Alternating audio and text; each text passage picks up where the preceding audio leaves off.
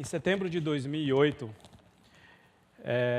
o banco Lehman Brothers ele registrou por um pedido de falência, que é considerado aí o auge da crise econômica internacional.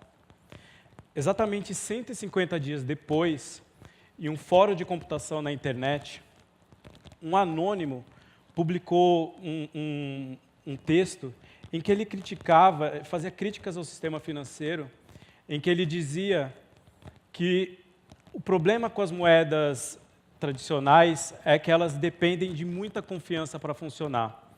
Depende da confiança em um banco central, por exemplo, para que ele não desvalorize essa moeda. Depende da confiança em bancos, para quem a gente deve ceder nossa movimentação financeira, portanto, nossa privacidade e a nossa identidade. Nesse ano de 2008 também,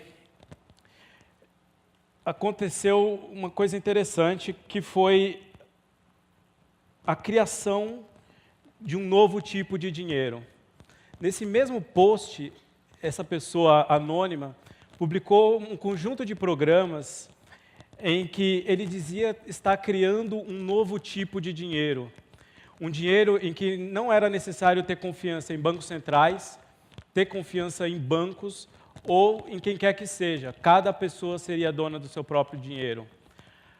Para dar um nome a esse dinheiro, ele criou uma nova palavra. Essa palavra é hoje conhecida de todos, é Bitcoin. Primeira coisa que a gente precisa fazer para entender o que é o Bitcoin é parar e pensar como funciona o pagamento com cédulas, o pagamento em dinheiro. Quando você faz um pagamento com uma cédula de R$50 em um posto de gasolina, por exemplo, você está fazendo um pagamento que é muito rápido, então, basicamente, você está entregando uma cédula de R$50 e, eventualmente, pegando o troco, e está feito. Você está fazendo um pagamento em que você não precisa assinar nenhum tipo de contrato com o caixa ou com o dono do posto de gasolina, nem ele com você. Você está fazendo um pagamento que o custo da transação é muito baixo. Então, você não precisa pagar um percentual daquele pagamento para quem quer que seja, nem o posto de gasolina. E você não precisa preencher formulários, não precisa ceder o seu imposto de renda, você não precisa ceder nenhum tipo de documento seu para que esse pagamento com essa cédula de R$50, ou de $50, ou de 50 euros, se complete. Com a chegada da internet comercial e do e-commerce, imediatamente se percebeu que precisava ter na internet uma forma de dinheiro nova. Por quê? Porque as formas que a gente tem hoje, elas são lentas. Então, por exemplo, num pagamento feito a um lojista, ele pode demorar aí até 40 dias, 30 dias para receber um pagamento via cartão de crédito, ou 3, 4 dias num pagamento via boleto. Você necessariamente, e o lojista também, precisa ter contratos com empresas que fazem processamento de cartão, com empresas que fazem emissão de boletos.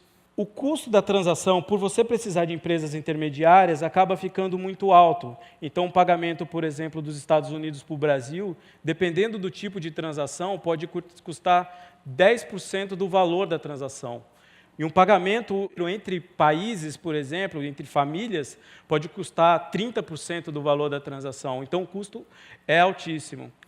E você sempre, quando um negócio online, você precisa ceder dados pessoais, você precisa se identificar e esses dados podem ser hackeados e, com frequência, eles são hackeados. Lá no início da internet, em 1999, um economista que foi um dos principais aí do século passado, chamado Milton Friedman, que chegou a ganhar um prêmio Nobel, em uma entrevista à TV, ele dizia que a única coisa que estava faltando na internet, naquele ambiente que ele via que era um ambiente revolucionário, mas faltava ainda uma forma confiável de uma pessoa fazer um pagamento para outra sem que elas se identificassem e sem que elas se conhecessem. Ele dizia também que, obviamente, que isso traria muita facilidade, e traria facilidade para quem comete atos ilícitos e para criminosos. Isso é uma coisa que acontece com qualquer tecnologia. Se a gente pegar, por exemplo, a tecnologia da telefonia celular, a gente vê aí que presos utilizam ela também, assim como a gente. Então, qualquer tecnologia pode ser usada por qualquer um. Essa moeda que ele vislumbra chegou 15 anos depois da internet comercial, e essa moeda é o Bitcoin. O que o Bitcoin faz é replicar o funcionamento de uma cédula, seja ela de R$50, de 50 ienes, de 50 euros, num ambiente de internet. Então, quando eu faço um pagamento com Bitcoin, é como se eu estivesse esticando a minha mão e entregando esse dinheiro a pessoa que está do outro lado, só que de forma completamente digital. Então, aquelas características de velocidade, o custo muito baixo de transação, a falta da necessidade de troca de dados pessoais, tudo isso existe quando você faz um pagamento com Bitcoin. Então, ele é isso, ele replica a cédula na internet. Então, com isso, a gente entende o conceito.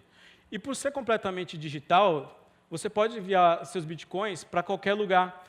A pessoa pode estar do seu lado, pode estar aqui na plateia, ou pode estar em um outro país, que a facilidade de envio é a mesma. E essa pessoa, você não precisa saber quem ela é, se ela tem restrição de crédito, se ela está em um país que está em zona de guerra. Isso não é necessário para fazer uma transação. E você pode fazer transações tão pequenas quanto frações de centavos, ou tão grandes quanto milhões de reais, milhões de dólares, por exemplo. Essa é a magia da tecnologia. Eu costumo dizer que o Bitcoin ele é tão fácil quanto usar um e-mail. Quando você envia um Bitcoin, você está mandando, de fato, um e-mail de dinheiro. É uma forma que eu gosto de associar. E eu vou fazer aqui com vocês agora uma demonstração para a gente ver como é fácil enviar Bitcoins pela internet. Acho que todos aqui conhecem o Greenpeace, é uma das ONGs mais ativas e mais famosas hoje do planeta. Eles aceitam Bitcoins como doação. Outras ONGs, como Cruz Vermelha, a Wikimedia, que controla a Wikipedia, também aceita. Então, diversas ONGs no planeta hoje já aceitam Bitcoin como forma de doação. Eles têm uma página em que eles explicam o que é a moeda, qual que é o potencial delas. Tem um vídeo explicando o que essa moeda faz. E tem uma parte em que você pode fazer uma doação com a moeda. Eu falei que a gente não precisa se identificar, que não é preciso saber, e é uma verdade. Eles não precisam saber quem eu sou. Eu quero fazer aqui uma doação de 50 centavos de dólar, que é uma doação que eu não poderia fazer, por exemplo, com um cartão de crédito ou com uma transferência internacional, porque eu estou aqui no site internacional do Greenpeace. Eu digo para eles que eu quero fazer uma doação de 50 centavos de dólar, e aqui vem um pouco de como funciona a tecnologia. Vocês veem aí uma sequência de caracteres, 1, 2, 1, e por aí vai. Essa sequência é como se o Greenpeace estivesse me dando um endereço de e-mail para quem eu devo enviar a informação. Só que, nesse caso, esse é um endereço para eu fazer um pagamento de 50 centavos. Ali à direita da tela, a gente vê um código QR, que é a representação de mande 50 centavos para o Greenpeace. Eu tenho um software no meu celular, que é um software de carteira, qualquer um consegue baixar um software desse em seu celular, que é um software que você usa para guardar bitcoins. Eu abro esse software e eu posso tentar escanear o QR Code que está aqui na tela.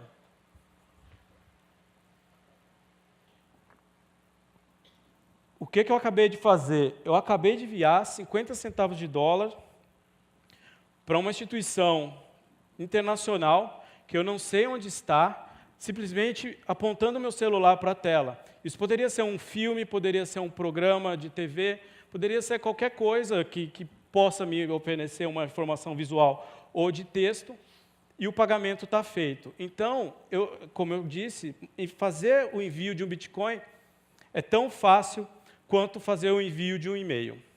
Continuando, no vídeo do Milton Friedman, que eu descrevi para vocês, ele diz duas coisas. Uma, que a gente precisa de uma tecnologia, ou precisava de uma tecnologia que as pessoas consigam se pagar sem se conhecer. E na segunda parte desse vídeo, ele diz que, obviamente, isso vai ser usado por pessoas que cometem atos ilegais. Acontece que o Bitcoin, com o tempo, quem participa do meio foi vendo que ele é uma péssima ideia para ser usado para atividades ilegais.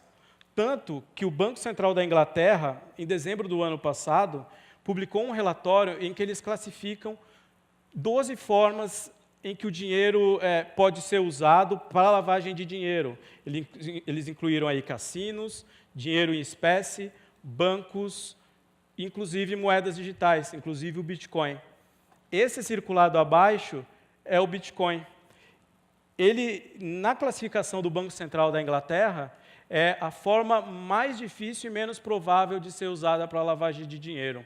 Porque, como é uma forma que todas as transações ficam gravadas de uma maneira digital, e no caso do Bitcoin elas ficam gravadas em um banco de dados para sempre, se acontece algum evento em que alguém está cometendo algum ato ilegal, esse ato ilegal fica registrado para a eternidade.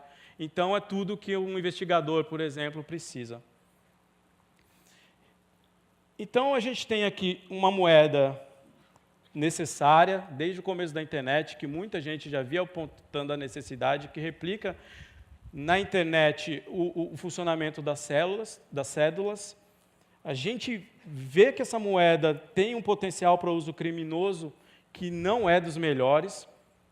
Então, essa moeda começou a ser vista como um ativo financeiro, como um ativo que pode ser usado para investimento ou para especulação. Esse ativo, chamado Bitcoin, ele tem algumas características que são bem peculiares a ele. A primeira delas é que, diferente de uma moeda estatal, diferente do real ou de um peso, por exemplo, a quantidade de bitcoins ela é pré-determinada e todos os participantes, todo mundo que usa aquela moeda, sabe o quanto vai existir em qualquer ponto do tempo. Vocês veem aí um gráfico em que demonstra a quantidade de bitcoins que vai existir no mercado ao longo dos anos. No fim desse gráfico, vocês veem que ele estabiliza. Essa estabilidade acontece quando chegar a 21 milhões de bitcoins em 2033. Então, o programa que controla o Bitcoin diz isso. E o mais interessante é que, por exemplo, você consegue saber com grande nível de precisão o quanto vai ter de Bitcoin em qualquer data do futuro. A quantidade, então, de Bitcoins ela é limitada e é previsível. Então, tem gente que enxerga nele cada unidade de Bitcoin como sendo um pedaço de uma empresa global de pagamento. Porque se essa quantidade limitada e se essa tecnologia pegar e virar a ser um dinheiro global, necessariamente o preço dela, comparado com o de outras moedas, tem que subir. E aí eu tenho aqui uma frase que ficou famosa dentro do ambiente do Bitcoin, de dois empreendedores chamados irmãos Winklevoss, que são dos maiores investidores dentro da tecnologia, que acham que o Bitcoin pode valer trilhões de dólares. Hoje ele é uma tecnologia em que, se você somar todas as unidades, elas dão cerca de 10 bilhões de dólares. A gente tem hoje casos de uso, principalmente no mundo de tecnologia e no mundo financeiro. A Microsoft já aceita Bitcoin para pagamentos e alguns produtos e serviços em diversos lugares do planeta. Hoje, é possível consultar os preços da minha empresa, o mercado Bitcoin, em terminais financeiros profissionais. Então, os preços estão disponíveis em diversas mesas de operação do Brasil.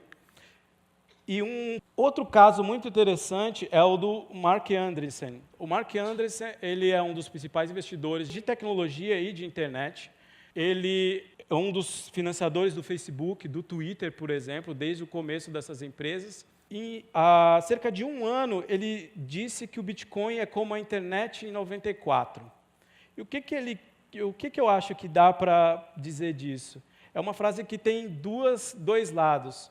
Uma é que isso tem um risco, porque muitas pessoas aqui conhecem GeoCities, usaram o Orkut, que são empresas que não existem mais. Mas também tem um lado da oportunidade.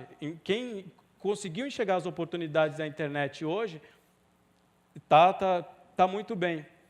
E no caso dele, ele até o meio do ano passado, ele investiu 270 milhões de dólares, 230 milhões de dólares em empresas de Bitcoin. Então, eu estou aqui no palco mostrando para vocês o produto de um anônimo. Eu estou mostrando para vocês um investidor de nome, mostrando o futuro e o presente da tecnologia e da economia. Eu acho que cabe a cada um aqui, agora, pensar qual vai ser a função de vocês nesse futuro. Obrigado.